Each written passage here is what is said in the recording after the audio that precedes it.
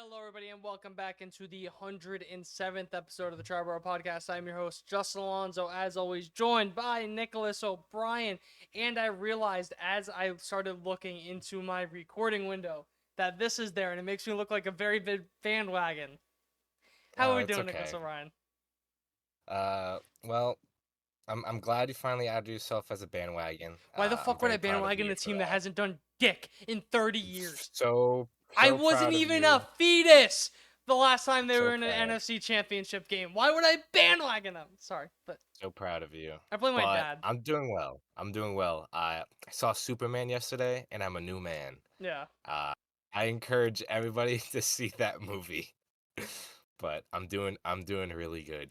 As you I'm like say, all as you all say jokes that, I aside, I'm hope you so good. know, the first thing that pops up on Twitter, because I was just opening up to see if I missed anything, was Anthony Starr fan cast for First Flash.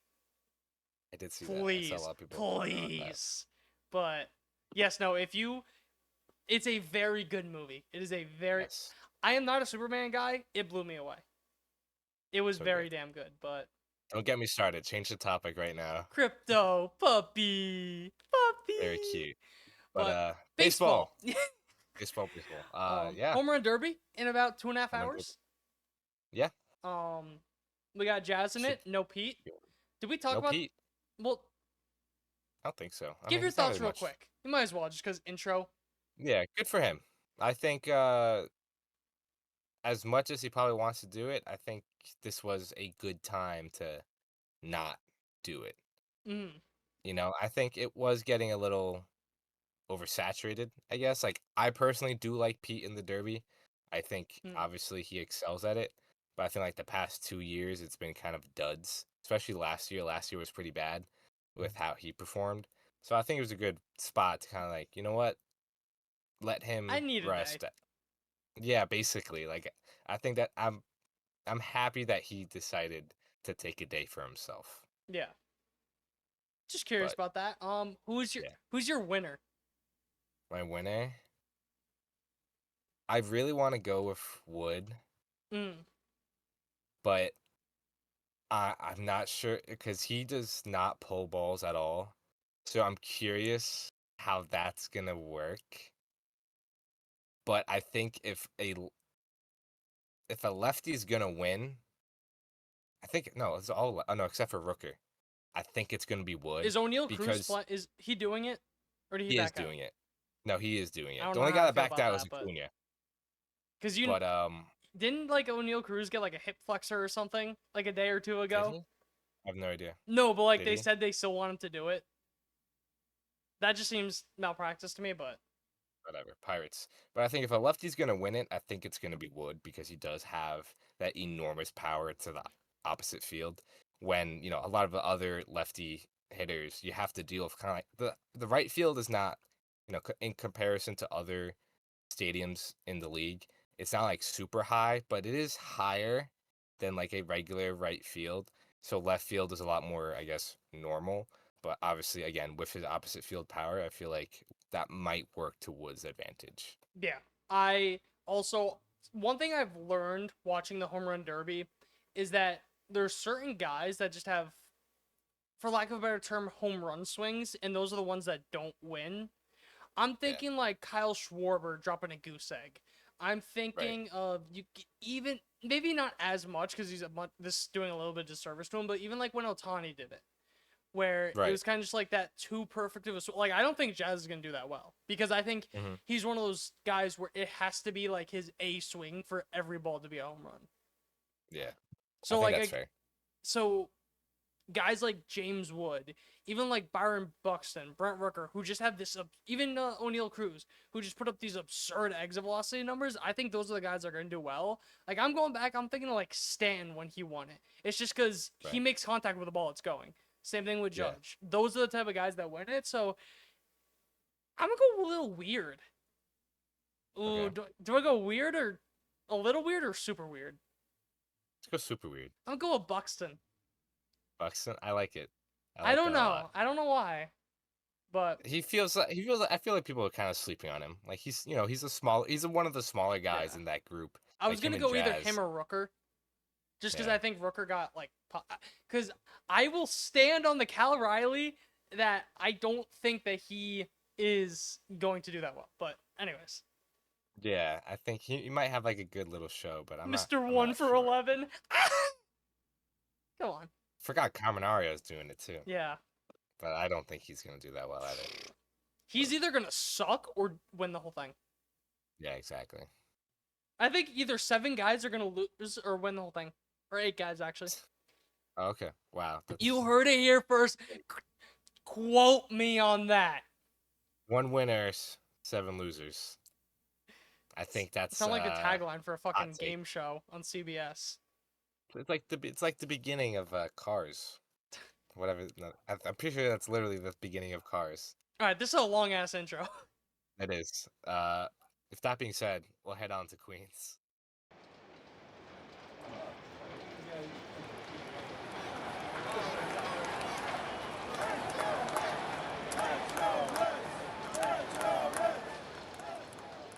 Now entering Queens. Hello, everybody. Welcome back to Queens, where the Mets finish up a 3-3 road trip to finish out the first half of the season. Before we talk about that, we got some pretty big injury news to go over. So it's your Triboro MD injury report. Daniel Nunez will need Tommy John. He's going to be out for the season and likely most of next year, if I were to guess as well.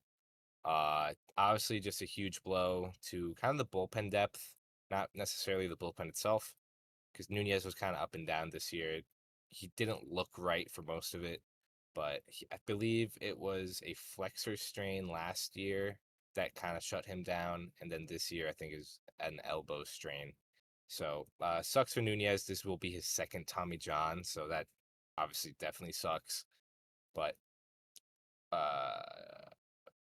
hope for a speedy recovery for him, and we'll see how he comes out on the other side. Max Kranick is not confirmed to get Tommy John, but Tommy John is on the table. Another guy, this would be his second Tommy John. Again, just sucks. Bullpen depth, again, takes a hit, but hopefully they can avoid it. They did that with Nunez last year. He was able to rehab it, but then obviously it always comes back. But if you're going to avoid the surgery, you're always going to try to go that route. So we'll see. Jesse Winker came back for like 2 games. He's hurt again. Back on the IL with back inflammation. Jared Young was recalled in his place. And then just some roster notes. Luis Angel Acuna's back. Travis Jankowski was DFA'd. This seems like a move to keep his option. I believe it was if Acuna stayed in AAA for at least 5 more days, the option would have counted and he would have lost the option. But if he finishes out the season on the major league roster, he does not lose this option. And it's tough to see where Acuna fits into this entire thing, because at this rate, he is a backup infielder slash speed off the bench. He's not really an everyday player. He's not even a platoon player. He hasn't really hit this entire year, and yeah, so I'm not sure where he fits in the grand scheme of things, but obviously, in terms of value, having an option keeps him more valuable than not. Senga got reinstated from the IL. He started Friday. He looked good. Rico Garcia was DFA'd. He just got picked up by the Yankees earlier today. That sucks. Not sure why Richard or Dickey Lovelady was still here over Garcia, but unfortunately, he got claimed by the Yankees. Sean Manaea is back, and Justin Hangman was optioned. He pitched on the tail end of Sunday after Clay Holmes. He looked fantastic.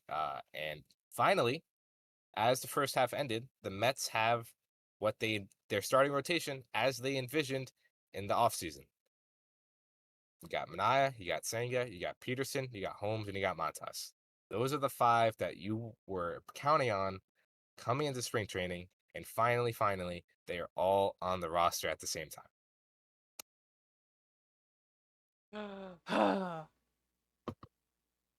But that was your injury report and little roster moves just to take note of. Going to quickly go over the Baltimore Royals series, but we're going to talk more about the first half overall. So, Baltimore series, you win 1 of 3, swept in the doubleheader. You went from having one of the best wins of the season on, I believe that was Tuesday night. You were down 4 in the 8th inning. Nimmo gets on base. Lindor homers, 2-run game. Soto gets on base. Alonso homers, tie game. Just a fantastic sequence from the top 4 of this batting order. And that's exactly what the Mets are relying on. Maybe even to a fault. The top 4 is where the Mets are going to live and die. But you get it to extras, you win the game, you feel good, then you get rained out, and then doubleheader. It was just like the same game that they've lost over and over in the past month. It was the same thing. Pitching's good. You don't really score. You score maybe 1 run, which they did in this game. Starter gets taken out, and then the bullpen comes in. But due to the fact that you only scored 1 run, you make it very difficult for the bullpen. The bullpen gives up the lead, and then you lose because you can't score. It's the same game every other day for the past month. The offense, I'm getting pretty tired of the whole runners in scoring position issue.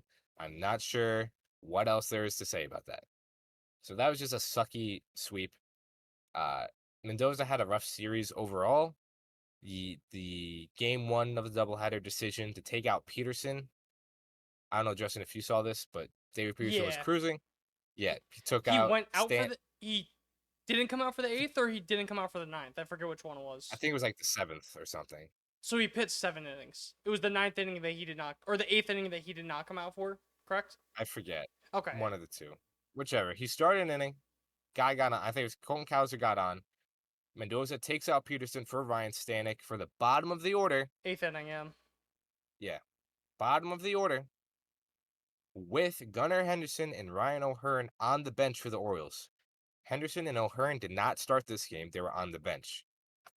Mendoza takes out the lefty Peterson for the righty Stanek to face probably their 2 best hitters.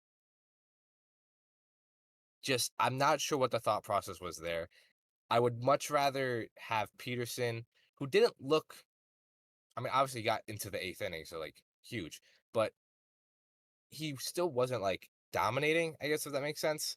And it's late in the game, but I would much rather take the chance on Peterson to get, I think it was like the 8 and 9 hitters out who are both right-handed, than have Ryan Stanek face their 2 best hitters with a guy on base. The batter is the go-ahead run.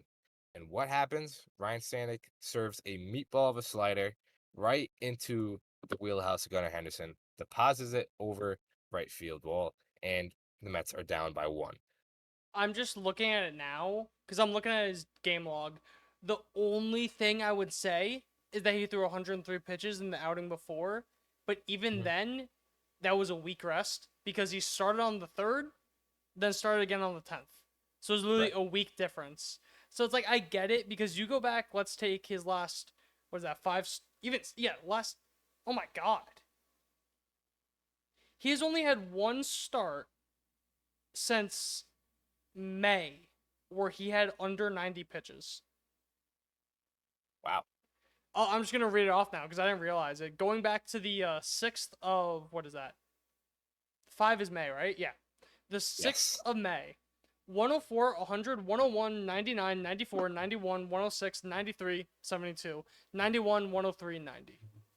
Jeez. So everything in the 90s and a couple of hundreds. What is that? 1, 2, 3, 4, 5 pitch counts in the hundreds. That's all-star David Peterson to you. Hey, I am a known David Peterson truther. Don't disrespect me. That wasn't to you. I'm just it's out loud. It's for everyone to listen. But yeah, he's been an absolute workhorse, which again is the reason why you trust him so much, and the reason I would trust him to get the last 2 batters. Well, not the last 2 batters, but the last 2 batters of the order before the lineup flips. I did not love the decision there. But if you wanted to take out Peterson, why is Ryan Stanek the first guy out of the bullpen? Again, you have to know that Gunnar Henderson or one of at least Gunnar Henderson and Ryan O'Hearn are going to be pinch hit. Why is not Reed Garrett out there?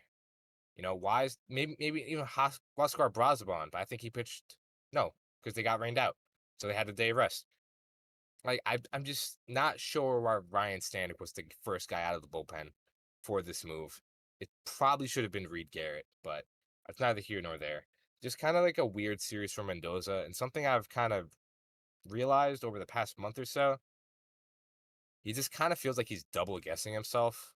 Kind of like it's the old like, oh, he leaves the starters too long, then he pulls them too early, and then he throws the wrong guy out at the bullpen first. Like it just seems like stuff he did even earlier this year, but last year that he did so well is to know when to take your starter out and to leave them in, and it just feels like he's lost that just a little bit in the past month. But to be fair, the bullpen has also been a little shaky besides Diaz. So it's not like he has a ton of great options to turn to. Do you think that's just him, or do you think that's baseball, Susan type thing? I think it's a bit of both. Because Okay. no matter what, and obviously there's like exceptions, but a manager is supposed to put their players in the best position to succeed. I don't think he's been doing that for the past month or so. And I think that's like sometimes. And again, I think that's baseball. That you put the right guy in and he just doesn't have it that day.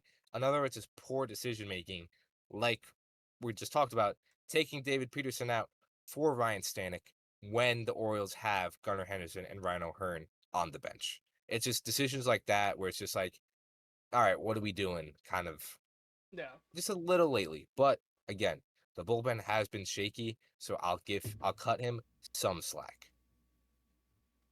But you move on from Baltimore, you win one, and then you move on to Kansas City against the Royals, who are one of the worst offenses in baseball. You win 2 out of 3 there. The first game did not look good.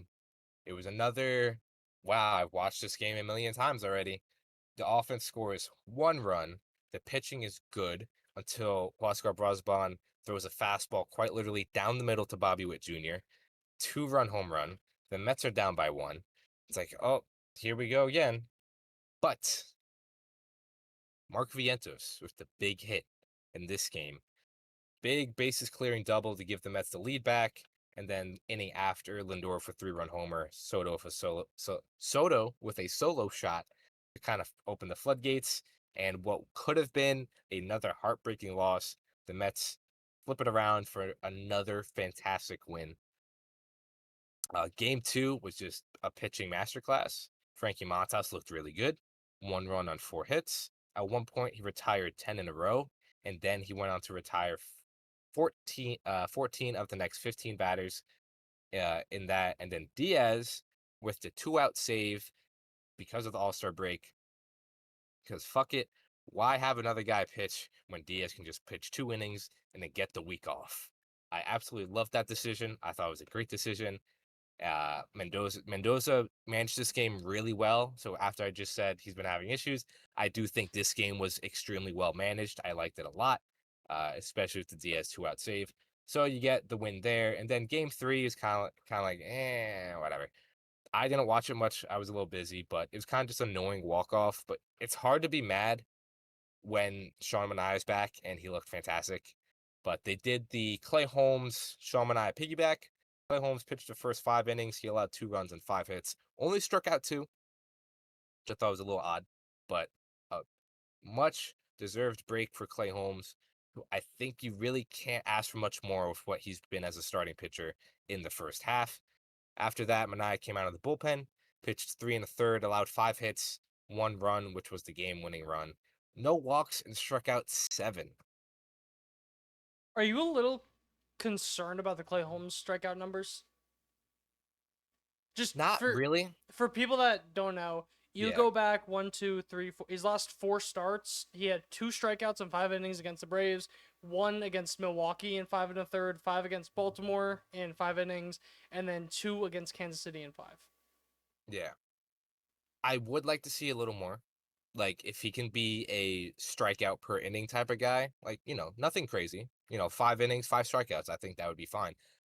I do think a lot of what made him good in the bullpen role and striking out guys is the velocity, which he just doesn't have as a starter. That's fair. So I'm not concerned, but I would like to see a little bit more. So we'll see how that looks in the second half. He'll be really interesting to monitor the second half in general because he's already blown past his career high in innings. He's still holding the velocity well. Excuse me. I think he topped out at 97 this game, but I think at one point there's a couple like 91s, 92s. So I think just monitoring his workload into the second half will be pretty huge for the Mets. And I would expect him to be moved back to the bullpen in like September. But Sean and I came in after him, 3 1/3, 7 strikeouts, 5 hits. He looked great. I mean, again, it's hard to be mad at this game because you won the series. It's the day before the All-Star break, whatever. Sean and I came back. He looked fantastic. But again, this game is on the offense again. 1 for 7 runners in scoring position, 8 left on base. He didn't score until the 9th inning when they made a comeback, but whatever. Overall, it was a really good series for Mark Vientos. He looked a lot better at a point where he kind of hit rock bottom, breaking the bat at home plate after a big strikeout. But he went 5 for 12 with 2 extra base hits, only struck out twice in the 3-game series in the Royals. So that's enough of the recap. That's enough of that. First half is in the books. We are done. Before I dive into everything, Justin, what are your thoughts on just kind of like the first half in general for the Mets? What I expected, but also not at the same time. Okay. Where I feel like most of what happens to the Mets is kind of what I expected. Where the starting depth, it's going to be shaky at points. It held up a lot better than I thought it would for a majority of the year so far. I thought that the big two shocks to me was that and the offense just not being able to hit with runners in scoring position, especially because you added Juan Soto, who's one of the best. You have Pete Alonso over the last, call it 5 years, one of the best. I know last year was pretty bad, right? Yeah. Or was it the year but, before? But that's the outlier. Yeah, but that's year. the outlier. You had Francisco Lindor. I feel like he's always gonna have those big hits. You have so many guys that are known for hitting with runners in scoring position that's pretty shocking to me. I don't know if it's just that's just baseball. Next year it's gonna overcorrect itself. If it's an approach thing, and again, we can harp on that so much, but I feel like that. What's to say that hasn't been said? Exactly. But to me, that truly is the most surprising part of the Mets season so far. Yeah, I would tend to agree. I think the starting pitching being as good as it was, obviously it's faltered a little bit recently between injury and just, expected regression. Yeah, overworked. The offense, obviously, which we'll talk about, has been a little bit of a letdown. I was a little harsh, like kind of looking through the offense, and I'll talk about it in a few. But to your point, currently the Mets are 55 and 42, half a game out of first place behind the Phillies. They're 2.5 games up for the second wild card spot in the National League. One of the better teams in baseball. I don't think there's really an argument against that. I think this is a position I expected them to be at, but the way they got there was not what I expected. Again, it was a lot of held up by the starting pitching staff for the first 2.5 months. Then obviously between the injuries and the regression and just the overworked and blah, blah, blah, blah, they came falling down pretty hard. But if you told me at the beginning of the year that the Mets would be 55 and 42, half a game out of first place, I'd be like, all right, that sounds about right. Again, just the way they got there is probably not what I expected. But we'll start off with the pitching. They're 8th in team ERA overall, 6th in FIP. I did a little some grades for them just to kind of wrap it up in a nice bow. I gave the pitching overall a B+. I think the starting pitching has been exceptional, again, up until recently. But even through this tough stretch, the starting pitching is 4th in team ERA still. After being like 1st and 2nd for the first 2.5 months, even through a stretch where they were quite literally one of the worst pitching staffs in baseball, the starting pitching ERA is still fourth best in the league. They're seventh in FIP, and they don't strike out a lot, and they walk a little too much. They're 22nd in K minus walk rate. So that is something I would like to see improve. I think kind of talked about it with Clay Holmes. I would like to see a little bit of improvement with Clay Holmes. I think having Sean Manaea back, who's more of a, strikeout per inning kind of guy. Kodai Senga hasn't really struck out a lot of guys this year either. There's just not a ton of strikeout guys in the rotation when I felt like Senga, kind of Manaea, and even Montas to an extent would have been those guys. But I do think having those five finally be healthy and in the rotation is going to be huge for the Mets in the second half. Hoping they stay healthy. The bullpen, on the other hand, has been good, probably a little worse than I expected, but also, excuse me, I got something stuck in my throat. Apologies. Yeah. What was that? Sorry. I have like dust in my throat. Mm. But bullpen has been good. Hasn't been as good as I expected. But when you lose AJ Minter and even Danny Young, I know everyone likes to shit on Danny Young, but I would kill to have Danny Young right now. When you lose those two guys in, I think it was April? I don't even think they got to May. I'm pretty sure they got hurt in April. Yes, they got hurt at the end of April.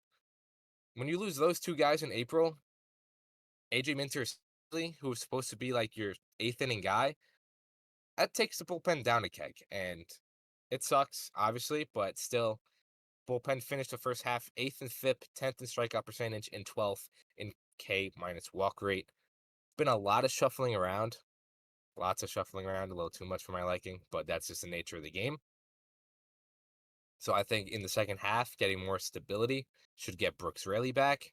That should hopefully boost this team just a little bit. So, Justin, thoughts on the pitching, starters, bullpen, whichever you want to go with.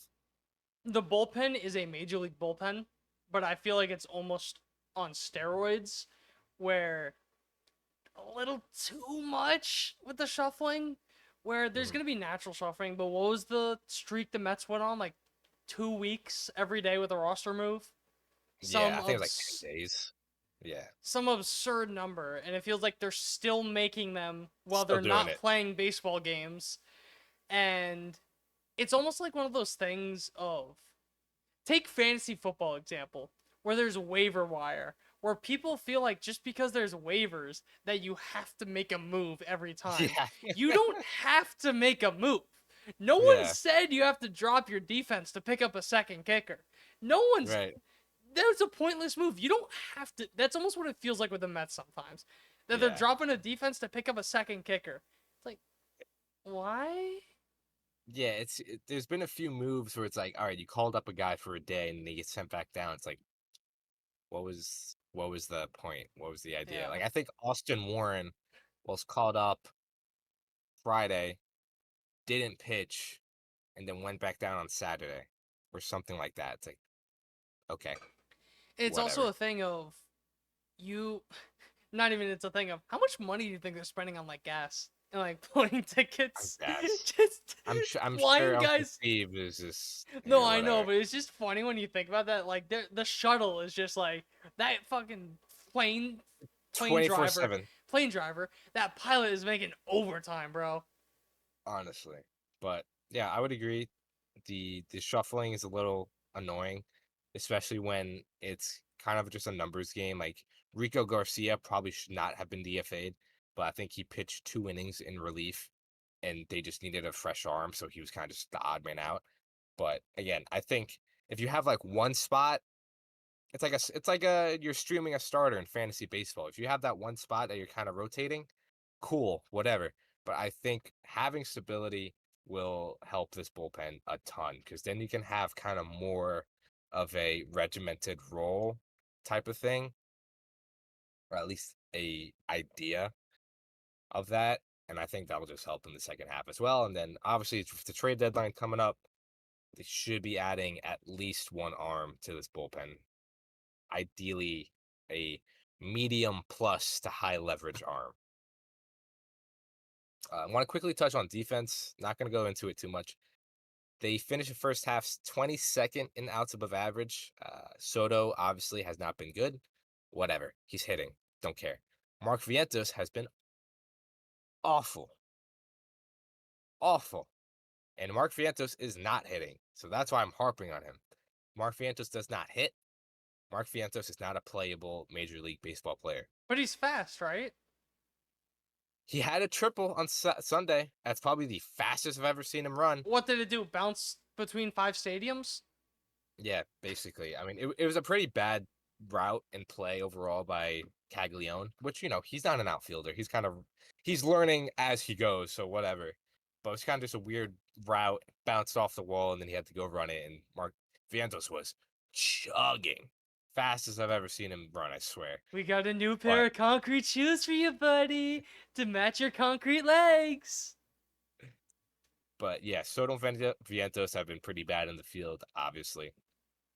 I think anyone could have told you that, but they only have 6 positive out above average players with no real standouts except for Francisco Lindor, who's I think it was 94th. After a month ago, I was saying he was having a bad defensive season. He was average. Now he's 94th percentile. I think that's kind of what we said though. Where it was it's 2 months, 2.5 months into the season where it's he has shown he's elite. I'm gonna give it time. Yeah, absolutely. And here we are. Because on the inverse, look at Juan Soto's baseball reference for his outs above average if you want to see something funny. Where Juan Soto randomly had a year where he's 95th percentile, then every other year it's under 20. Yeah. And I gaslit myself into thinking last year he could be a decent defender. I did the same thing. I'm oh, yeah, he'll be fine. No. Thank God he's one of the best hitters in baseball. If he was not, people would be calling for him to get DFA. He would just be Teoscar Hernandez. And if you're ever on Dodgers Twitter somehow, the way they talk about Hernandez is insane. They're shitting on him all the time. That's what I'm saying. But regardless, besides Lindor, it's Tyrone Taylor, who's, kind of more of a part-time guy. And then everyone else is 1 outs above average, 2. So there's no real this is probably not really a good defensive team. Besides shortstop, center field when Taylor's playing, and catcher. Yeah. When Luis Torrens. Pete is Pete. He's fine. He's at first base. Jeff McNeil is good defensively. Brett Beatty, when he's playing third base, excellent. Second base, he's a little below average. Whatever. Brandon Nimmo has never really been a standout defender. He's always been passable. It's kind of what he is in left field as of right now. And we already talked about Soto. So this is just really not a great defensive I was just going to say team. really quickly on Pete. I feel like the only thing I would say about him is, one, you didn't sign him for his defense. It's more so just when I feel like it's not even just the throws. When he has time to think, I feel like he just messes up. I feel like he just needs to see ball, catch ball, throw ball. He just needs to be a lot more decisive because he's solid. He's passable, average, whatever you want to call it. It's acceptable what he is when he doesn't have to think, but when he does have to think, a play's not getting made. Absolutely. That's the only thing I would say about all that. Yeah. But no, I completely agree. It's the sharp ground ball with infield in, and he throws it home. It's cool. But if the infield is back and he has a play at home, I do not trust him throwing a ball at all. And it's same thing with a pitcher covering first. We saw it with Senga, unfortunately. He got the ball. There's a little bit of time, underhanded it, and made a bad throw. So, but again, to your point, didn't sign up for defense. And now, let's get into the meat of things. The offense. You know what, Justin? I want you, letter grade, what would you give the offense? Because this will put into perspective if I'm being harsh or not. it's so tough. Let me read you some stats. Yeah, I was going to say, what are they in, runs? Because I feel like they're definitely up there, right? 14th. Really? They are middle of the pack in runs. I will look at it right now, just in case. C minus, and that may even be a little generous. The Mets currently, Fangraphs will load. This excellent podcast. Yeah, seriously. No, but I definitely if they're not top 10, that I can't give them higher than a B. 14th in runs scored, C minus. but 6th in weighted runs created plus, 9th in home runs, 5th in walk percentage, 11th in K percentage, 9th in base running, 12th in stolen bases, and then you got some contact quality, which I'll talk about in a minute. Those numbers you read all may make me want to make it lower. Because you're that good, and still you're 14th. Because you're that good, but that just means that you have all the talent in the world. For whatever reason, you become the worst team in baseball when it comes to hitting a runner scoring position. So if anything, hearing how good they are on the underlying things makes me want to give them a worse grade. I know that sounds like fair. stupid, but yeah, I gave them a C. So we're in the same neighborhood. My thing though is you sign two guys. Obviously, you had Pete, so that's like bringing him back. But you spent a lot of money on two guys to come in that you think, okay, both of them are going to be in the top 4 in our order. They're going to be impact bats. We have the runner-up for MVP last year. We have a bunch of guys that we believe in to be great offensively. This team can't be 14th. Like if I agree. I would probably be even, if this happened to the Yankees, I'd probably be even harsher on it. Mm-hmm. But yeah, you can't be 14th. You signed. I always hate when people use the money, but you spent what, $70 million for 2 hitters per year. 100. Oh, 80. No, 80. Yeah, you spent $80 million for 2 hitters for this year. You got the MVP runner-up last year. You need to be better. And I think a lot of it comes down to the guys that are not superstars. In the sense of Soto, he started off slow. He's doing his thing. Lindor doing his thing. He had like a little skid where I think the toe. There is a direct correlation between Francisco Lindor not playing well and a broken toe. Pete Alonso, he's been a little streaky up and down, but he like started off like red hot. But then the guys that aren't really solidified are where the issue is. Your Vientos, your Beatty, correct me if I'm wrong, Nimmo had like a couple stretches where he was just like, oh God, right? Nimmo was like awful for like the first month. Yeah. But his OPS is like nearly 800 now. So yeah, that's why I didn't even mention him. But I'm just saying, like, there were points where like he was like, Jesus Christ. Yeah, it's like this guy can't hit a lick. Luis Torrens has given you production, but what have you really gotten out of catcher? Like recently, like last month, call it. I'll give Jeff McNeil credit because he's turned it around.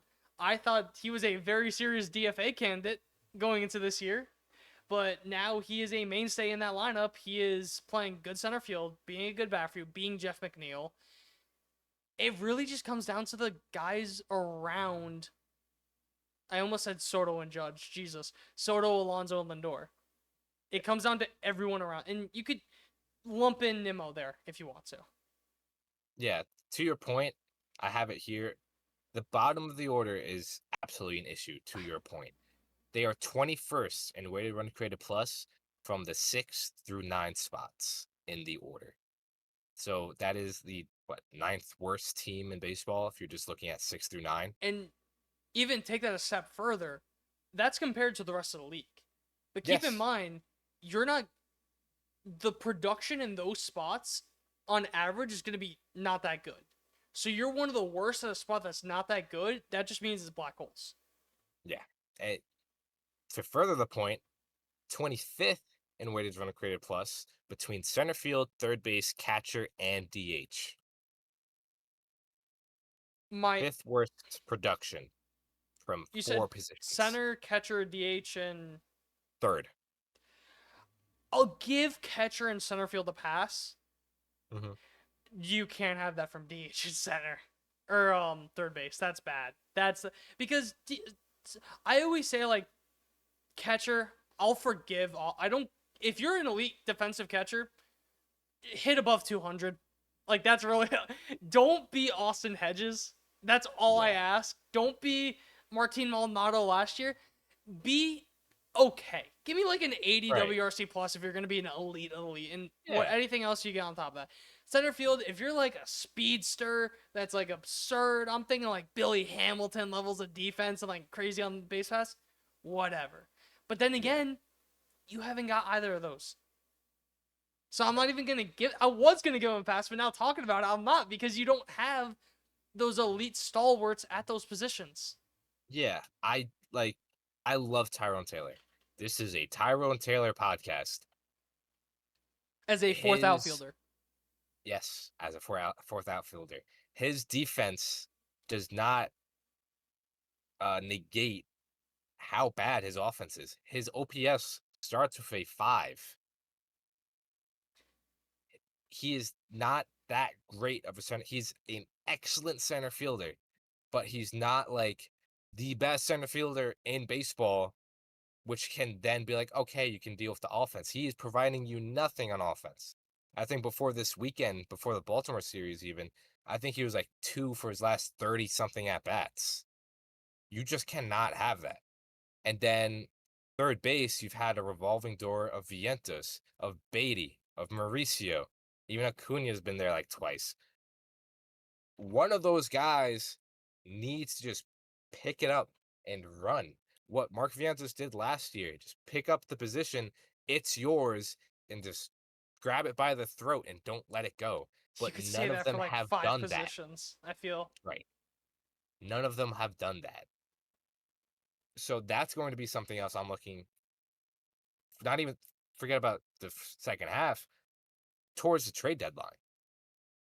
Mark Vientos does not have options. He has to be on this team. Brett Beatty has one option left. Ronnie Mauricio, I think, has 2 options. And like we just talked about it before, Acuna has 1 option. I do not think all 4 of these guys will be in the Mets organization after the trade deadline. And one of these guys needs to take third base by the throat and show the Mets I can hit and Not even I by can the be throat. productive. Just like grab it by the hips. That's true. You don't It doesn't need to be by the throat. hold its hand. That's all you Yes. have to do. You Yes. just have to be an League average player. average. Yes. League average is all I'm just Wait, asking you need for. a league average player at third base? Oh my god, same. No, you need a league average bat at shortstop too. You need a league average defender in right field. 900 OPS. Don't care. Okay, you want to compare to my right fielder's OPS? I don't care. Don't care. But Do you to think the further difference between Judge and Soto's OPS is Tyrone Taylor's OPS? not It's probably yet. Peraza's. Yes. It's probably Peraza's, but Yes, definitely close. go on. Volpe's gonna make a run for it too. But to further the point of runners to score position, as we've talked about, 4th worst batting average, 17th in OPS, painfully average at 102 WRC plus. Somehow, the That sounds biggest. high. Yeah, I know. Trust me. I looked at it. I'm like, this ain't right.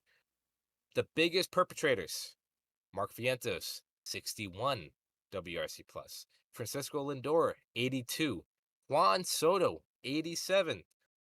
I will give them a little bit of a pass because both of them have, Lindor and Soto have been much better within the past 30 days, month and a half. But the fact that the season long WRC plus is still in the 80s and they've been performing well goes to show how bad they were at the beginning of the year. And even speaking on Soto, I feel like how many posts was it of a day of people clowning on him for striking out with runners on? Once a day? Twice a day? Probably. You know Up what I until mean? Like the June, first 2 really. months. Something clicked in June and he's been like on fire ever since. But yeah, the first 2 months Hotter was kinda weather like, ball go further. maybe. It was just kind of painful average. It's kind of just what I saw from it. But yeah, this offense needs to be better in the second half. That's really what it comes down to. You have the rotation how you want it to be. And if they hit in the second half, if they hit coming out of the gate, this makes David Stern's job that much easier.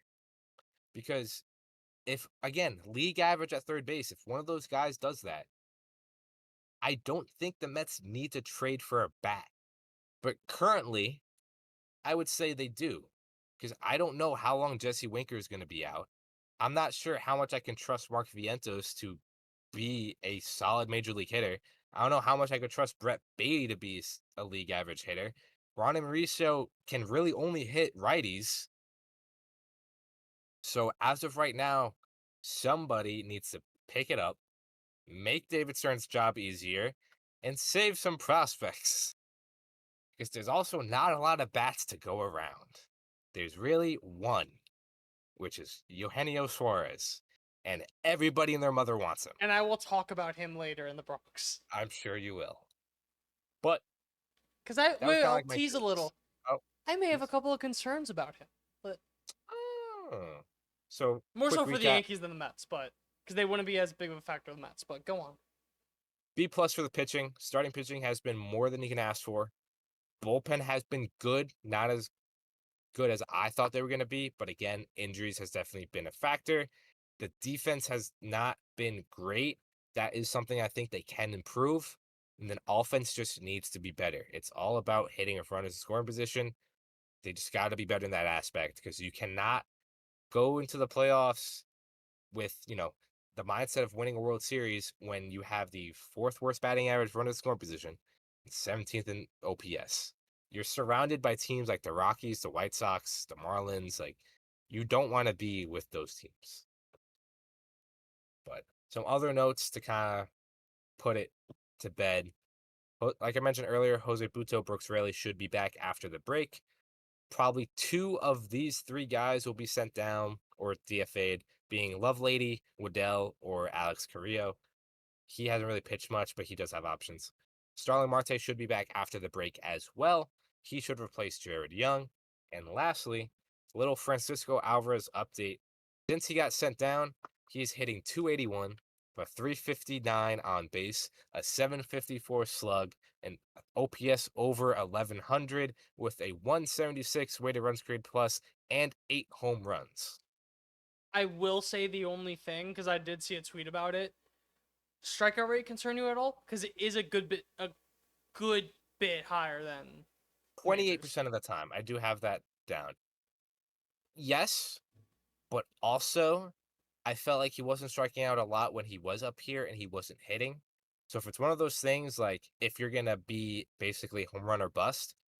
If you want to be Joey Gallo, be Joey Gallo.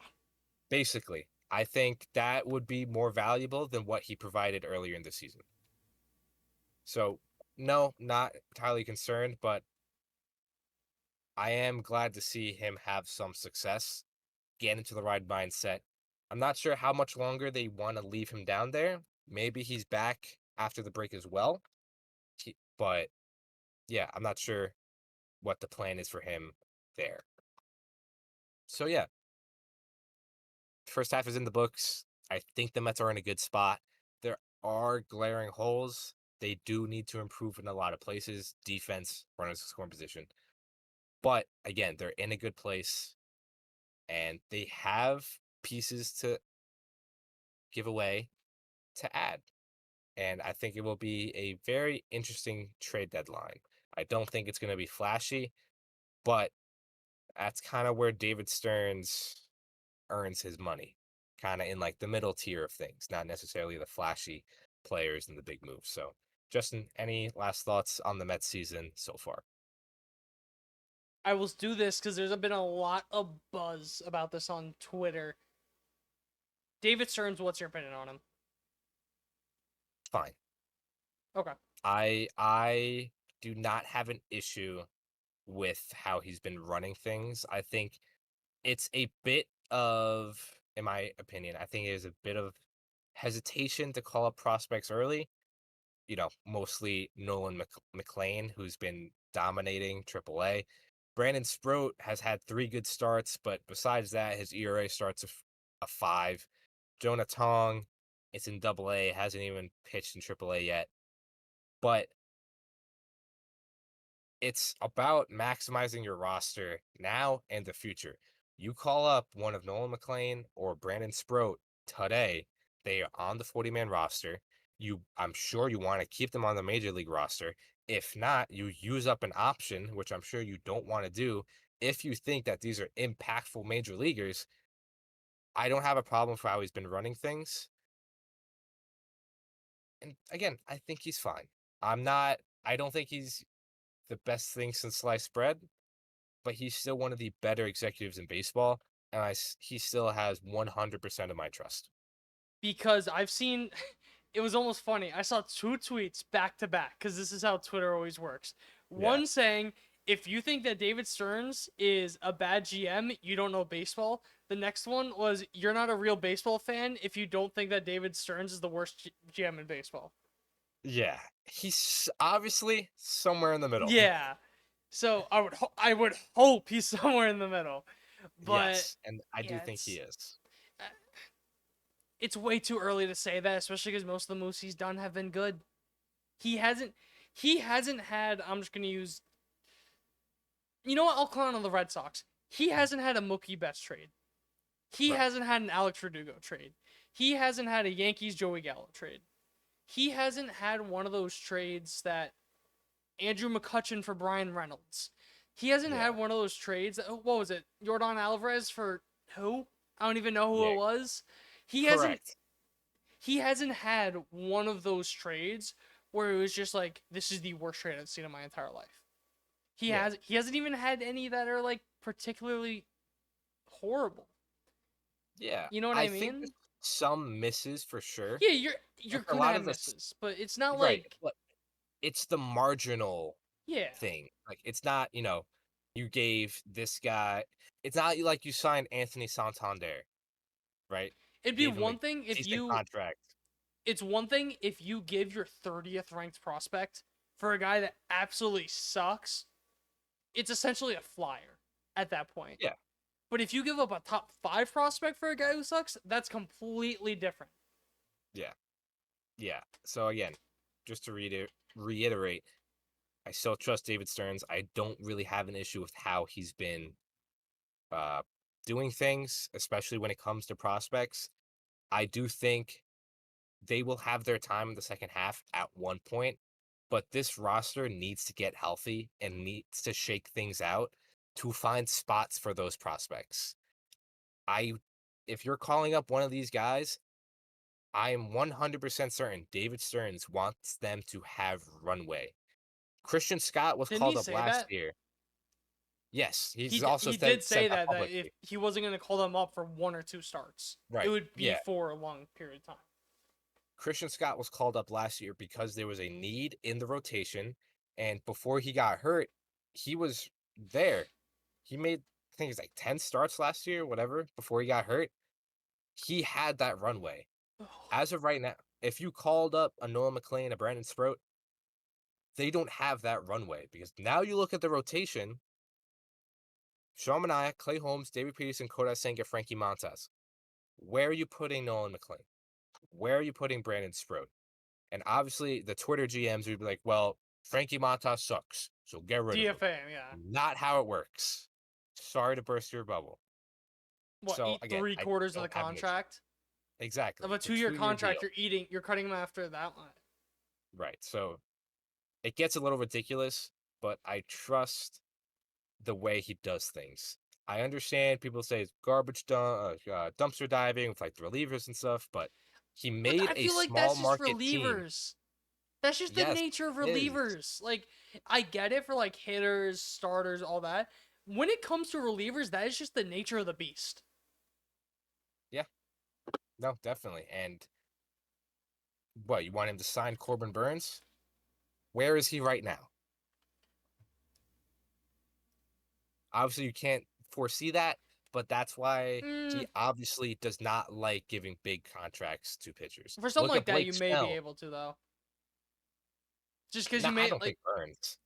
well, they may see, like, imaging and may not like it. Oh, well, That's yeah, what I mean. They may see medicals and, like, may not be a fan of the medicals. sure. But yeah, I don't have an issue with it, so I'll leave it at that. I don't want to take too much of your time in the Yeah. Bronx, so if you want to take this away. On that note, let's get into the Bronx.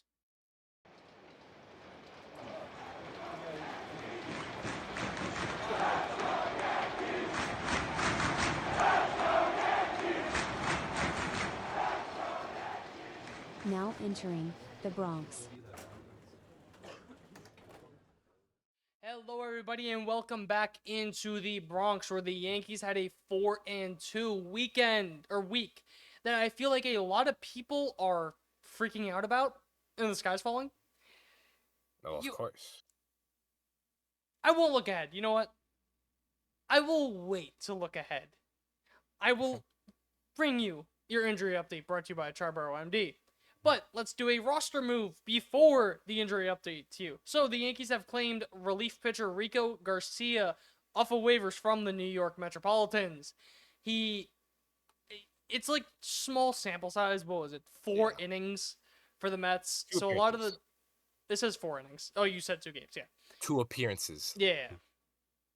He 96 mile an hour average fastball. Every year his career has kind of been 95 and a half, 96, kind of that range. What can you tell us? Because I did not have time to research him. He has good fastball shape. He has good stuff. I think the strikeouts are definitely a potential. Like, there's a lot of strikeout potential with him. The curveball, yeah, he throws curveball and a slider, both look good. But yeah, I think his velocity is a tick up. I think it's like a mile an hour faster. I think it was like than half. his career. Yeah, like half to a full mile an hour faster than what he's usually been at. But multi-inning guy, again, fastball, slider, curve, changeup, all kind of worked well in the few appearances I saw him for the Mets. Again, a guy I wish the Mets didn't DFA, because I did think he could be at least a serviceable reliever, Yeah. but unfortunately they did. So I do think the Yankees there's something with Rico Garcia. One of the sneakiest areas of need for the Yankees, I think, this year has been that mop-up role. Mhm. They have just, and I'll kind of get into it. I think I have a couple of examples mentioned in my notes, but they just have not had a guy that's been able to be a mop-up this entire year. So Yeah. if he could do that, give you 3 innings, 1 run, 4 innings, 2 runs, I am A-okay with that. I think he could be better for that. I generally think he'd be like a 6th, 7th inning guy. Really. And to put it perspective with the stuff, of course, my guy TJ Stats using his model. His 4-seam fastball has a 115 stuff plus. The For slider his has model, a that is 107. very good. Yeah. He's very conservative in his numbers for people that like don't realize it. So like be like, oh, only 15% better than average. No, he is very That's huge. conservative. So that's probably like I'm just gonna do the worst math of all time, like a 150 WRC plus. If you're like converted, Right. like it's very Sure. impressive. The slider's at 107, changes at 103, curveball's at 108. So again, stuff. Think he's had some, like, I think his biggest thing is command, but obviously It's a he's going to reliever. the right place. Yeah, that too. Oh, So yeah. Just Map Lake yeah, project. We'll see how it is. Not really much to talk about on that. But into the injury report itself. Well, one more roster move. DJ LeMahieu was sent to Guantanamo Bay.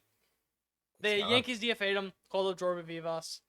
It sucks because I don't want to like be dancing all this because we all love DJ LeMahieu. He was the first 2 years of his career with the Yankees in that 2019-2020, he legitimately was one of the best players in baseball. That's not hyperbole. He finished top 3 in MVP in the bubble year. I'm pretty sure he was up there in 2019. I think he finished 4th, and I was like so pissed off about that too, but he's been awesome for the Yankees those 2 years. Then whether it be injuries, just old age, he fell off, and it really just did feel like one of those contracts that the Yankees almost got bullied into signing by the fans, because it took him a while to sign, and then they gave him 6 years just to lower the AAV hit, where it's like, okay, I don't like that, but okay. Was not good in any one of the years.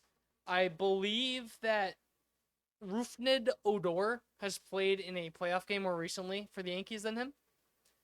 Andrew Velasquez has played in a playoff game more recently for the Yankees than DJ LeMahieu. So there's some crazy numbers where, because I know he wasn't with them for 22, wasn't with them with 24.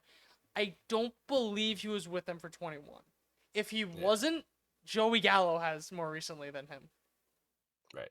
Yeah, I'm pretty sure I saw something that he did not, or maybe it was just the one year, but he did not play in a playoff game for the Yankees during the time of the contract. Yeah, I'm pretty sure that's accurate. Yeah, which tells you kind of everything you need to know. A lot of it was injuries. Some of it was just they didn't think he was that good. It sucks. Should have happened at the end of last year. It just should have. I wonder if this is one of those things that I was gonna say that Judge gets a little bit less power. Maybe power's maybe not the right say. Influence, yeah, in those type of decisions. Because it is a thing of when they sat him down and they talked to him, they said like, hey, like, look, like, you're not starting. Apparently he did not take that well at all. And that's what led to the DFA. And it is important to note that he said over the winter, I cannot play third base physically. I physically just cannot play third base. Which is another reason why, like, really? You knew there was no shot in hell he could play third base. You still didn't get someone? Yeah. I get that I feel like we've mentioned it like at least every other week that it was malpractice. The fact that they just did nothing. Forget about like third base, just for the infield. Like they thought Pablo Reyes was gonna do something. I will say, Oswaldo Cabrera was pretty solid. Yes. He wasn't anything good. Wasn't anything. He was like a bit below average. He was serviceable. Had a couple of big hits. Yeah. But the fact is, you have no one behind him. Now that's yes. And I think you should have had someone in front of him. You will not hear an argument from me about the depth. You will not hear any arguments about that. Yes. And I will agree there should have been someone in front of him too. But a guy I wanted them to trade for in the offseason is still available. It's probably not who you're thinking about off the top of your head. Who do you think it is? I want you to guess. You said he could have acquired him in the offseason, so was he a free agent? They could have acquired him in the offseason. Who is on a sucky team? You can do it. You have 5 I'm trying seconds. to think back. I don't know. I'm not going to tell you if you're right. Or, like, I'm not going to tell you who it is if you guess wrong. You're just going to have to wait. Yeah, I honestly have no idea. We'll get into that later. A little tease. Because that is a big portion of what this episode is dedicated to. But, yeah.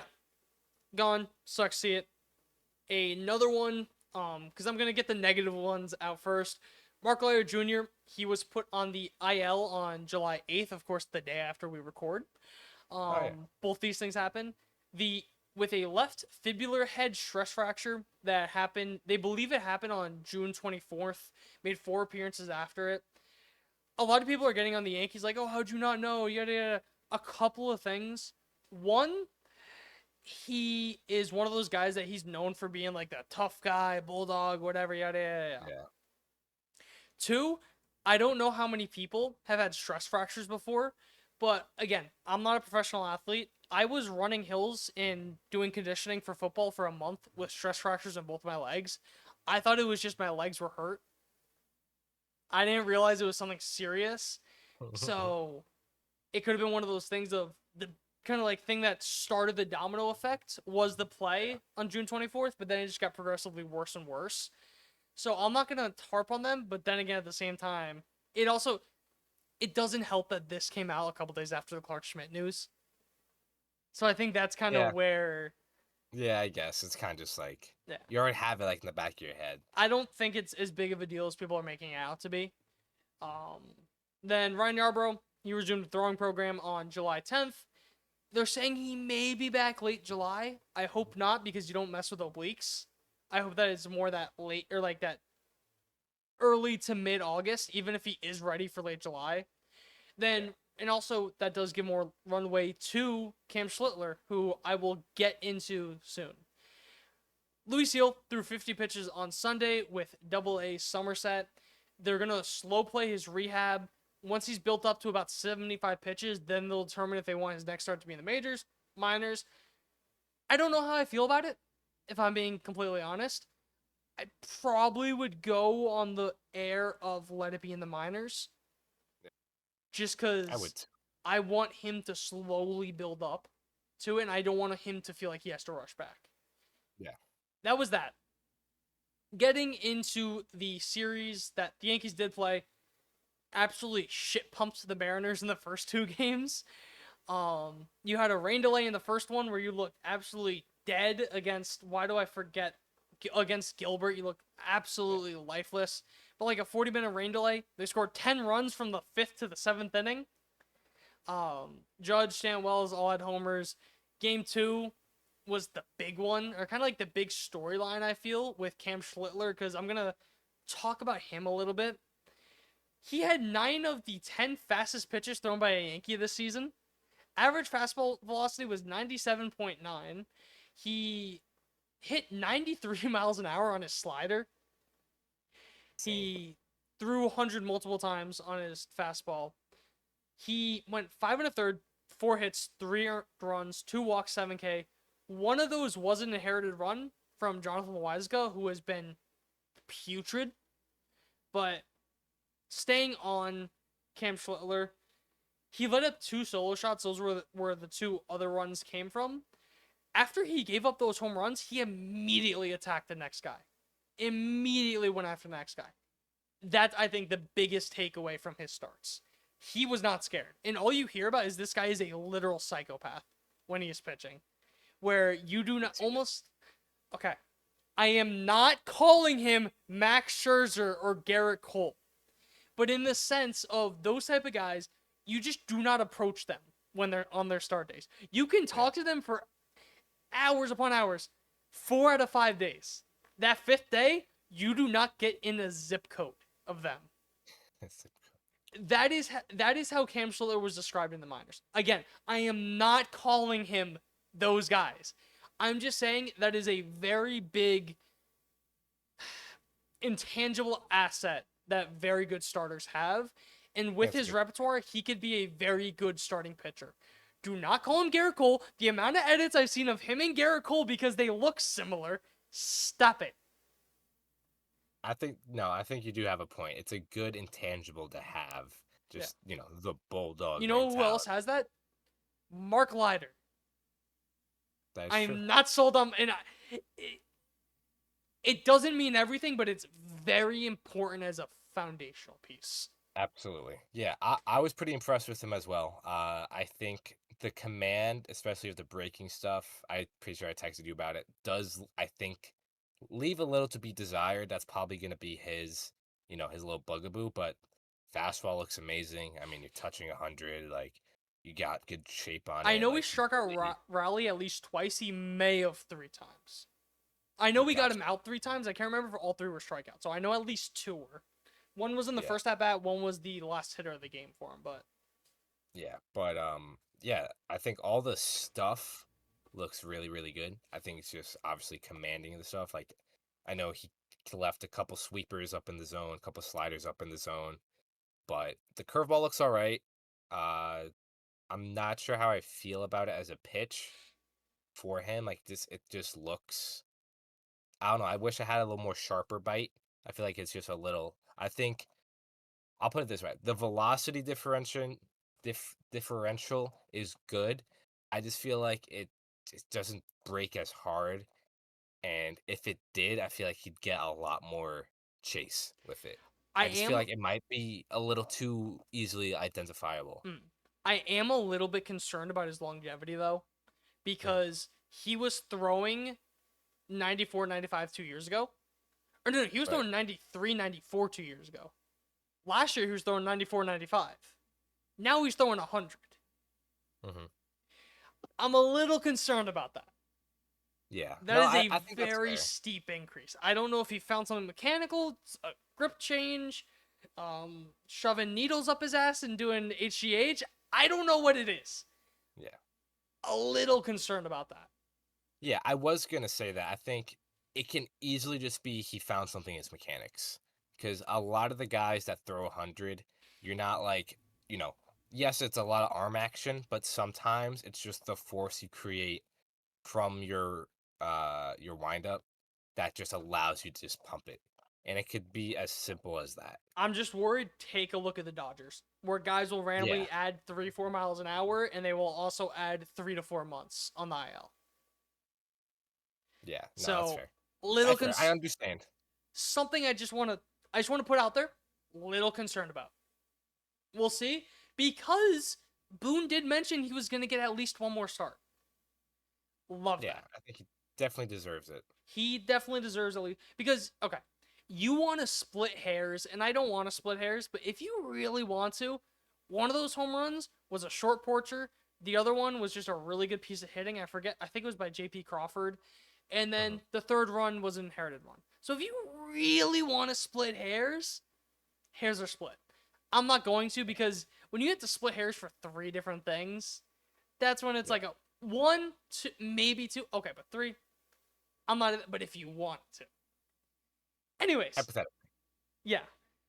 Loizaga, this was the issue, because it was a 6-2 game when he came in, gave up the home run, made it 6-4. He's given up more home runs this year than he ever has in his career. It's bad. I thought he would struggle. If he was going to struggle, it would be from command. It would be because not being able to locate, whatever.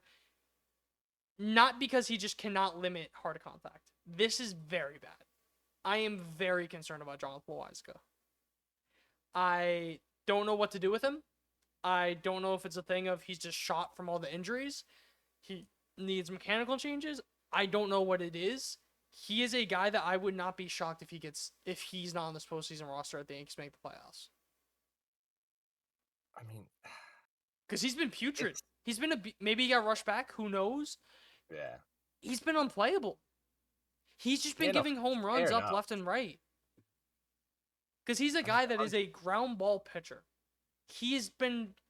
I don't think I've seen him get a single ground ball pitch or ground ball in this entire year.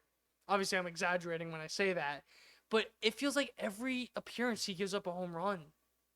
And it's not like they're like cheapies that are short. No, they are going 700 feet. I mean, a lot of the underlying stuff still looks good. I mean, somehow he still has like a nearly elite average exit velocity off of him. The chase looks good.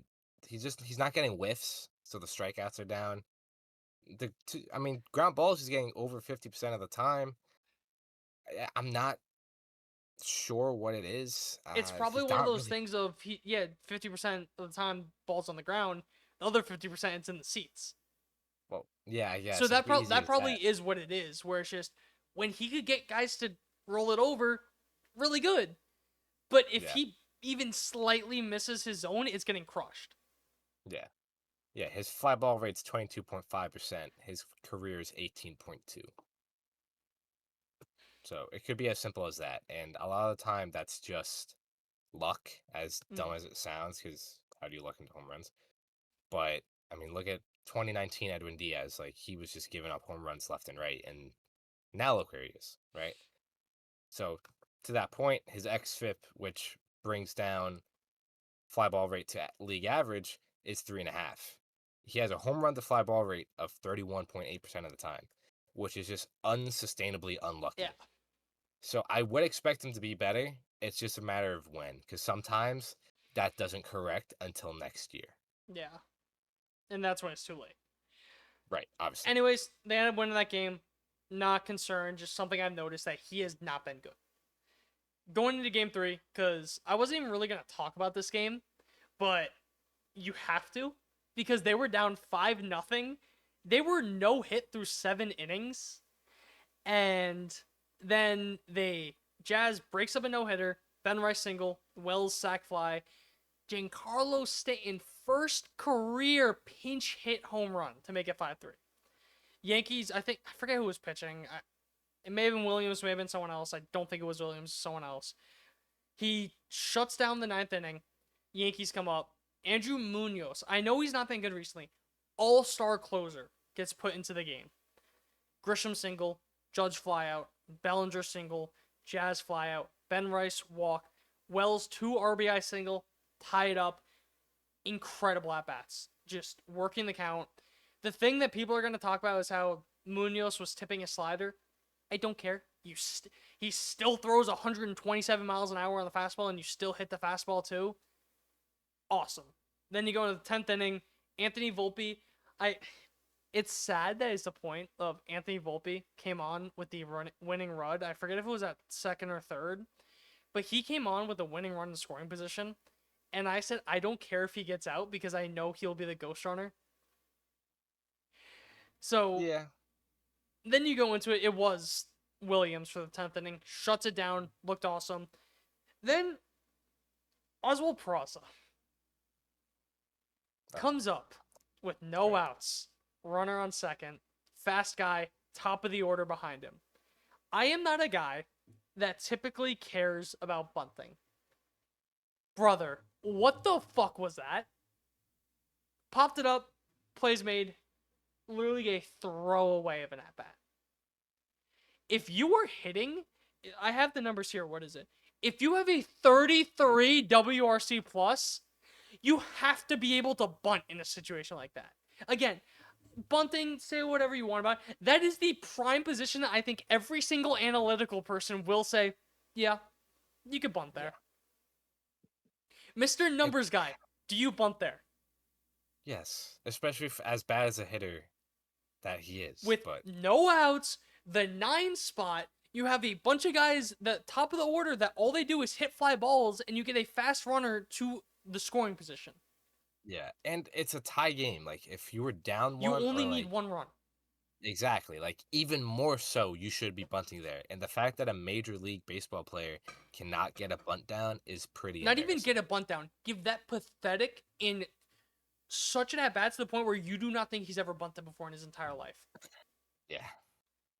Pathetic. There's a reason I'm going to get into third base soon. But then Judge, he ends up hitting the sac fly to walk it off.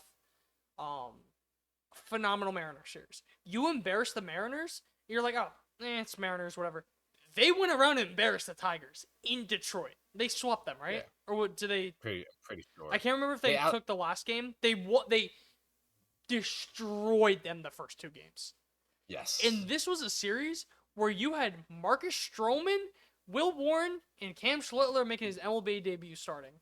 And then that team went into Detroit, killed Tariq Skubal. Again, not a one-to-one comparison, whatever, yada, yada. The Mariners are a good team. Maybe you woke them up. Who knows?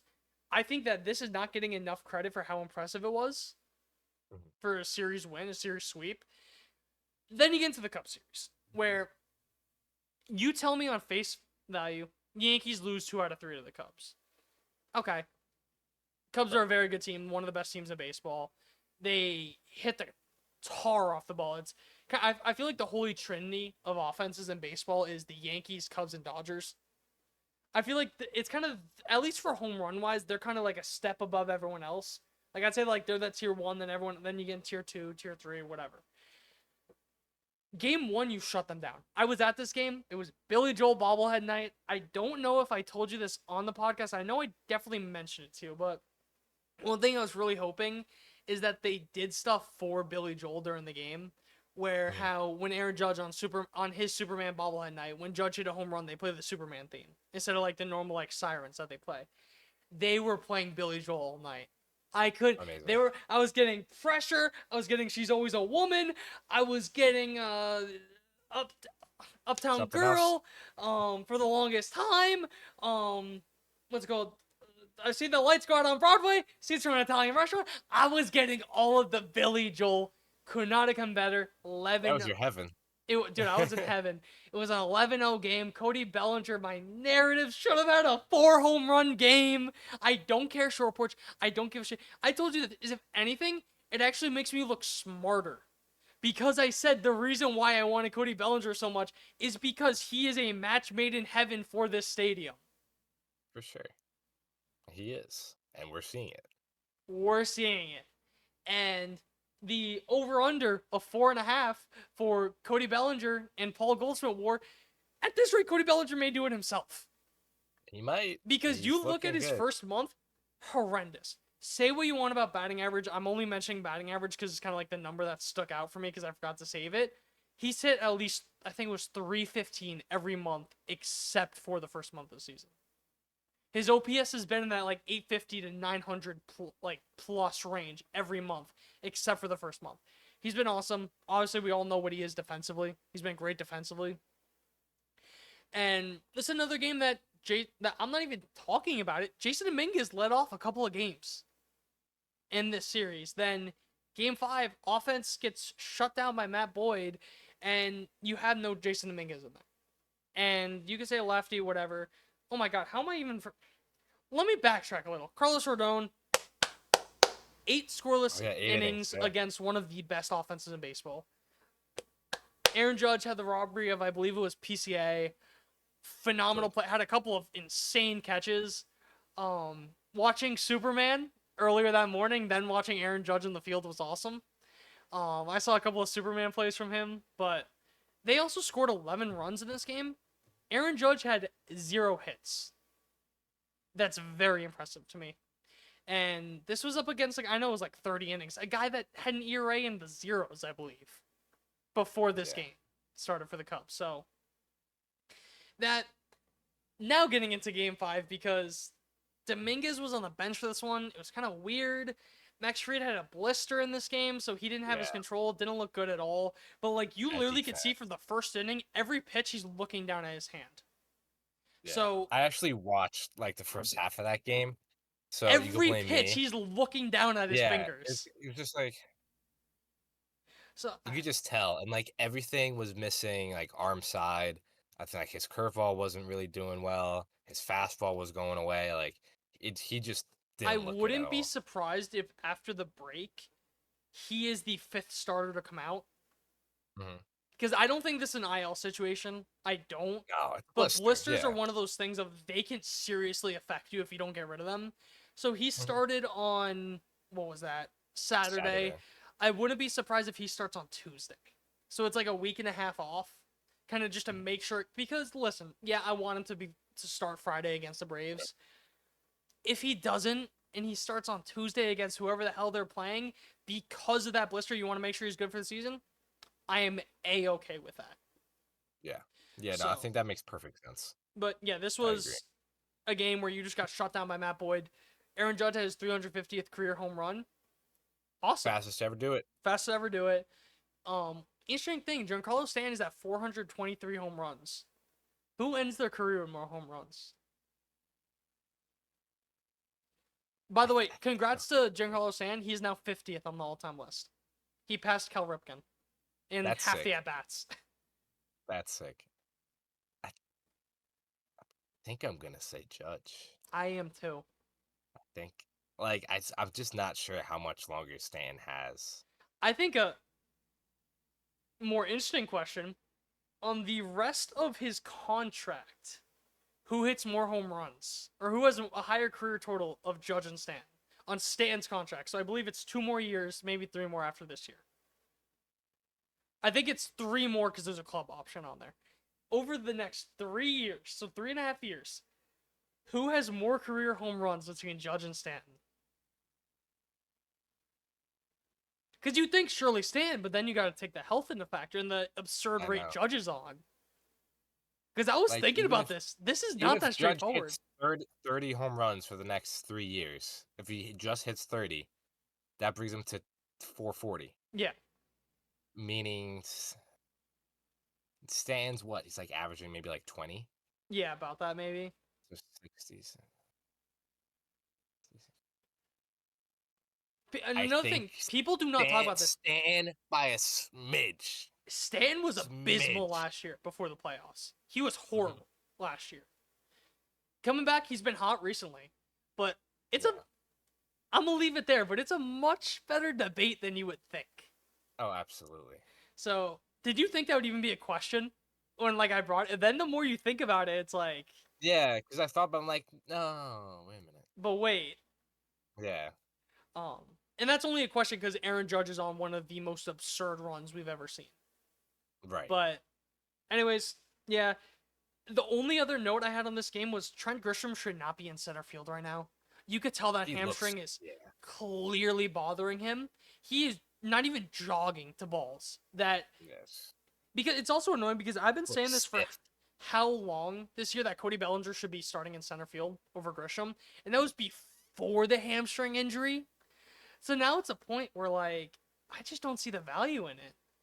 And Right. All-Star break, you hope that gives him time off. Maybe Yep. it's one of those things of you don't start him until Sunday, so he gets call it a week off. We'll see. But that was that game. Last game. Do you know how many batters you have to face to throw a perfect game? I believe that's 27. Do you know how many bats or plate appearances the Yankees had this game? It was like, what, 30 or like 29? 28. They had 2 hits. One of them was a Stanton home run. The other one was a single that was immediately rolled over into a double play. You went 1 over the minimum. I will say, With 3 hits. Imignaga, I butcher his name, I don't care, looked That's phenomenal. it. You're good. He looked incredible. He had all of his stuff going. But come the fuck on. That was Yeah. bad. I'm going to leave it there. You lost the series to the Cubs. I got a very good memory and a very nice Billy Joel bobblehead that is in my room right now. I should have brought it down. I really like the bobblehead. Whatever. Killed the Mariners. You went 5-7 over your last 7 games. Or 5-2 over your last 7 games. Whatever. The issue I have is obviously with third base. It's abysmal. As I mentioned, Oswald Peraza has a 33 WRC plus. Brian Hayes, known as one of the worst hitters in baseball, has almost double that at 59. That is the only reason why I am mentioning him at all. Because he is that much better than Oswald Peraza, and he's a elite third baseman defensively. That he is. My issue because I mentioned Eugenio Suarez. Phenomenal hitter. 31 home runs on the year. He's not a good defender. No one, you're not trading for him for his defense. He is a Deadpool hitter. I want you to pull up his spray chart right now on Baseball Savant. He would have 4 less home runs at Yankee Stadium this year. He looks very reminiscent to Nolan Arenado. That's my only concern. Defense, whatever, I'm fine sacrificing defense at third for the bat. You can't tell me that's not a little concerning.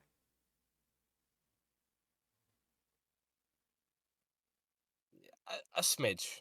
That's what I'm A saying. smidge. Concerning in the sense of, would you trade Spencer Jones for half a year of Eugenio Suarez? I don't think so. That's the point think, I'm getting to. Yeah. Like, I don't think he's going to have a near 900 OPS, but if he has an 800 OPS, I think that's still good, but it's like 400 points better. I think it would have to be Suarez and something else to give up Jones. Now, would you do that for Suarez and Gallen? Both are rentals. Or Gallen or Merrill, your pick. One of the pitchers. They're both rentals. Whoever you think is more value to you personally.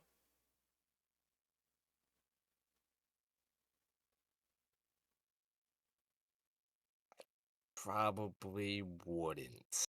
I close my eyes and press the button. Really? Because 2 things. One, Spencer Jones is not going to help you this year. Because people are saying call him up. Okay, you already have a log jam where 2 players are not playing. Spencer Jones is coming up and not playing. I will say, he is going the fuck off in AAA right now. He is popping the hell off. But, 1, he's not going to play this year. 2, I really think if you get Zach Gallen in a change of scenery, maybe Matt Blake something, he could be very good because you know he has it in him. Yeah. Eugenio Suarez, insane improvement. I'm probably closing my eyes and pressing that button as long as we don't give up another, call it top 12 prospect. Yeah. Because I'm also so concerned about the strikeouts still. I'm still concerned. I think Spencer Jones can be a very good player, but the floor is so damn low. And this team needs both. I don't think they need a front-end starter as much as people want. So you're getting a floor of a back-end starter with Zach Gallen with the ceiling of a top-end starter. Yeah. If Gallen performs like a 3, I mean, no, I lied. Yes, I think. No, I do. I would even say If- a 4. I still think that's valuable. If he's your 4th pitcher in a playoff rotation, that's incredible. Yeah. So I think with Suarez, it might be like a hot take. I really don't know. Like, he's good, obviously. Like, I'm not discounting that, but like, he's never been this good. think he's the hitter that people are making him out to seem to be like such hot commodity. I think it's just one of those things where like he is the only impact bat. And the So 4 home far, run game helps. What? The 4 home run game helps. Yes, obviously. But the strikeouts, the chase, he doesn't have good bat speed. He's not going to hit for average, which is whatever, but I think he's a He- perennial 800 OPS guy. yeah. But and the people other are thing acting is- like he's like an elite power hitter. He's a very good power hitter. He's a very good bat. But there's signs for concern. Don't even mention the speed or defense. and he doesn't hit anything but fastballs. Yeah. A 258 expected weight on base on breaking pitches, a more respectable 355 on off speed.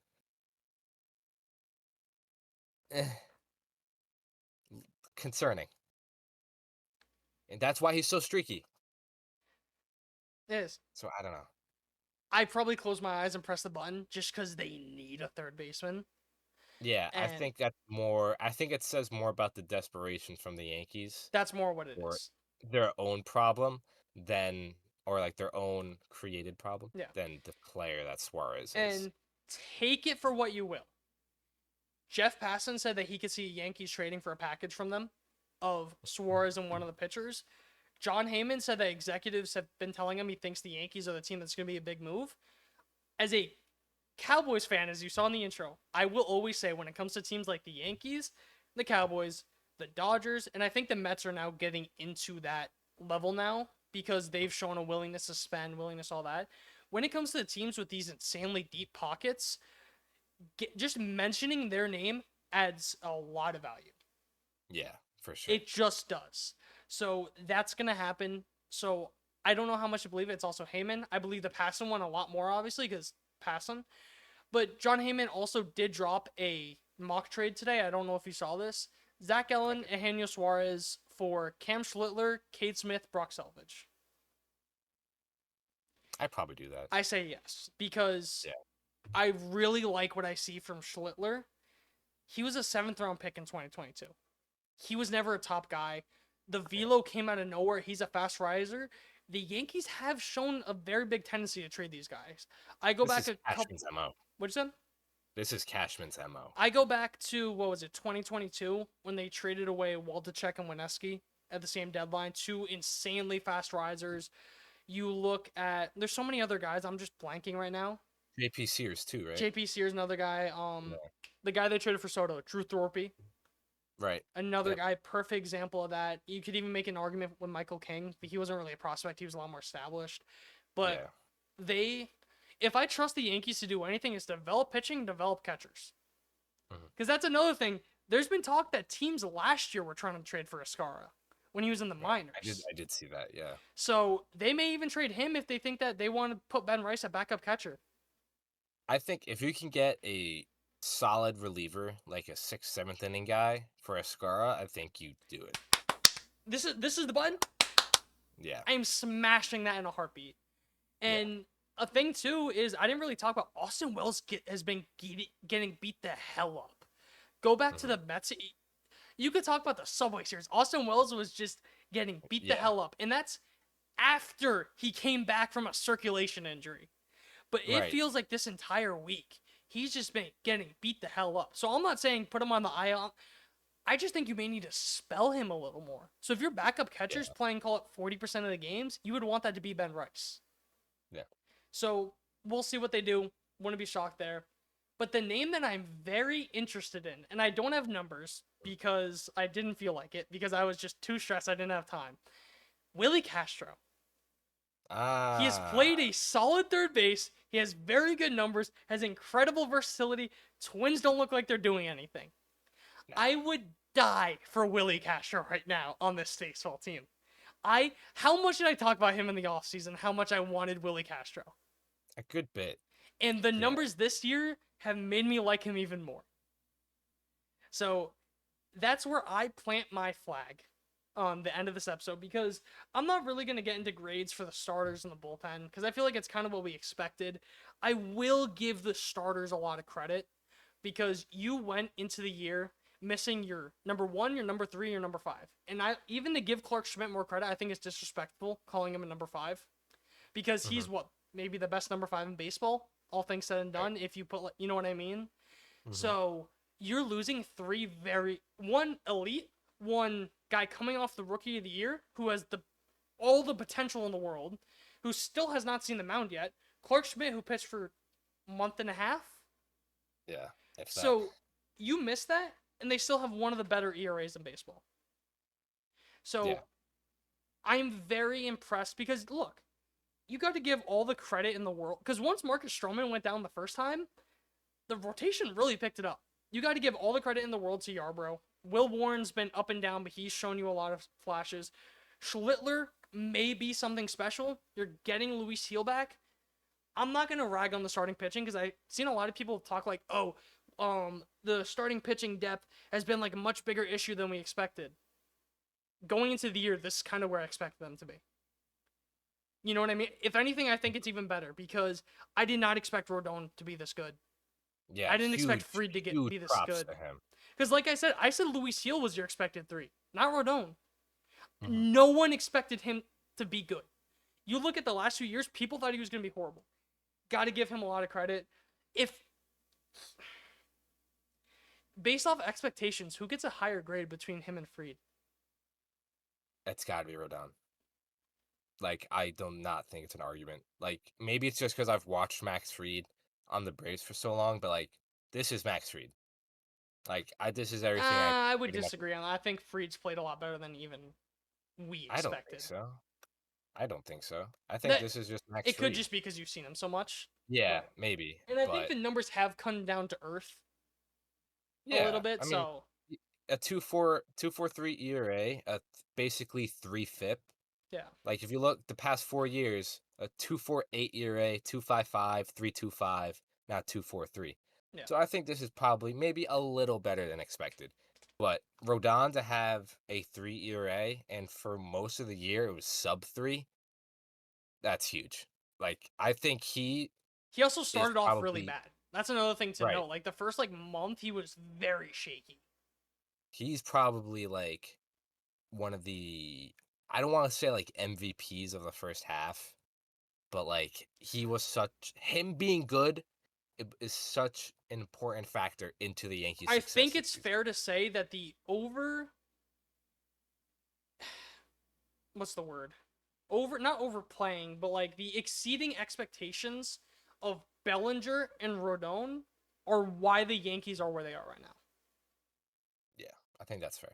And I'll leave it on that, because I'm not going to get into the bullpen. I feel like it's so hard to rate this bullpen until after the trade deadline. So I'm going to wait for that. Rotation, got to see what they're doing. The offense, I'd probably give it a B+. I would give them an A, personally. I also probably expected them to be worse than you did. I was higher on Bellinger and Goldie. I think that's just where the discrepancy is. That I expected Goldie to not... I expected the medium...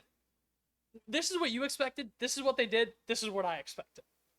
Yeah, I think that's the fairest way to put it.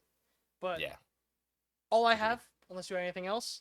If not... Yeah, I was just going to say, I think Yankees fans should be very comfortable in the position they are in. But... Especially because they started playing a lot better recently. Yes. Obviously, that stretch that the Mets and Yankees both went on absolutely sucks. But... are they still... They're still in second place? How many? I think, yeah. The Red Sox are 10 in a row. I think... Still, I do think this is a good position to be in. As bad as it might look, I guess, optics-wise, but you're 53 and 43. You're 2 games out of first. In the wild card, the Yankees are up 2 games for the first wild card. it's a good position with obvious needs for improvement. And I will say too, I am not scared of any team in a wild card race except for the teams in the AL East. Not even the Tigers. Well, no, I'm saying Oh, wild card card. race. My bad. Maybe the Mariners. I took it as like No. wild card game. I'm definitely scared of the Oh, great. Tigers. I'm always gonna be scared of the Astros whenever the Yes. Yankees have to Okay. face them. But No, in a fair. wild card race, maybe the Mariners. But even then, To put it in perspective, the Rangers are 3.5 games back of the wild card. I'm not really that scared of them. Right. So Yeah, I think that's a good way to put it. But with that being said, the first half is over. Got a nice break. 4 or 5 days, whatever it is. Home run derby tonight. 51 minutes. Last night. 51 minutes. Oh shit! I didn't realize the time. All-Star game Tuesday night should be fun, but we're gonna take this time. Don't have to worry about lineups, final scores, all that stuff. But be sure to follow all our social media at Triboro Podcast. We'll continue posting on Friday as always, lineups, final scores, all that. Triboro Podcast, Instagram, Twitter, TikTok, Facebook, all that good stuff. If you're watching on YouTube, subscribe, leave a like, leave a comment, let us know you're enjoying the show. If you're listening on Spotify, Apple Podcast, leave us a rating, leave us a review. Again, let us know you're enjoying the show. All that good stuff. All that good stuff, because I all guess that good that's stuff just again. the thing I say again. So thank you guys for listening and watching. We'll see you next time.